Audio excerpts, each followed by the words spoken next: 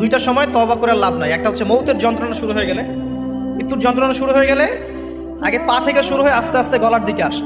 হাদিসে যেমনটা এসেছে, সূরা ওয়াকিয়ার মধ্যেও আছে যে পায়ের দিক থেকে যন্ত্রণা শুরু হয়ে আস্তে আস্তে আস্তে আস্তে এই গলার দিকে আসে, এবং আত্মাটা গলার এখানে যখন চলে আসে, এখান থেকে মালাকুল মউত আত্মাটাকে নিয়ে চলে যায় এবং চোখ দিয়ে তাকিয়ে থাকে মানুষ।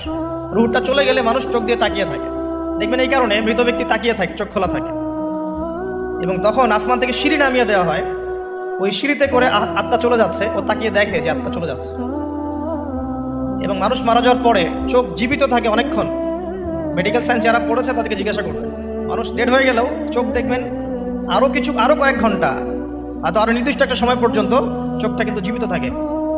এই জন্যে চোখ বন্ধ করে দিতে হয়। যাই হোক, যেটা বলছিলাম যে মৌতের যন্ত্রণা শুরু হয়ে গেলে তওবা করে লাভ নাই, তওবার দরজা বন্ধ। আর পশ্চিম দিক থেকে সূর্য উঠে গেলে তওবা করে লাভ নাই, তওবার দরজা বন্ধ।